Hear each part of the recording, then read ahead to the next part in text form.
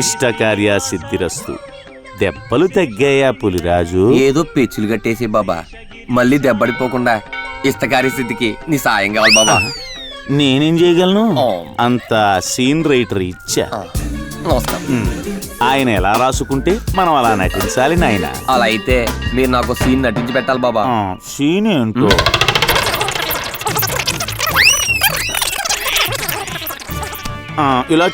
ఇలా చేస్తే ఊరి చివరిలో పెద్ద ఆశ్రమం, ఊరు మొదట్లో పెద్ద పెద్ద ఫ్లెక్సీలు, టీవీలో బోల్డ్ అంత పబ్లిసిటీ, ఫేస్బుక్ లో కామెంట్లు, లైక్లు, ట్విట్టర్ లో దైవాంశ సంభూతున్న పెద్ద ట్యాగ్ లైన్ నేను అరేంజ్ చేస్తా, అది ఫ్రీగా. సంకల్ప సిద్ధిరస్తు. ఒక్కసారి ఆ భగవంతుడు కూడా దండం పెట్టుకుని వెడితే జయం కలుగుతుంది నాయన. అలాగే మీ దీవి నదిరింది. ఆశ్రమం, ఫ్లెక్సీలు, పబ్లిసిటీ, టీవీ, ట్విట్టర్, లైక్లు, లైఫ్ ఎక్కడికో. ఎరా గూడూరు వెళ్తుంటే ఇదేనా?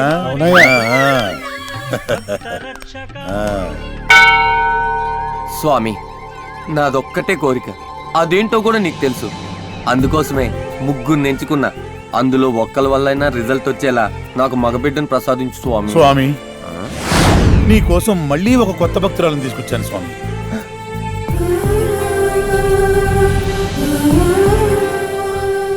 నాదొక చిన్న కోరిక, ఈసారైనా నాకు ఒక మగబిడ్డను ప్రసాదించు.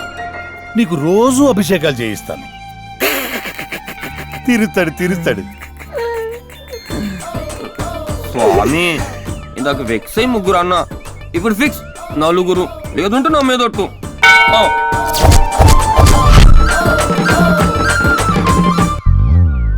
సన్నజాజి పక్క మీద సంకురాత్రి,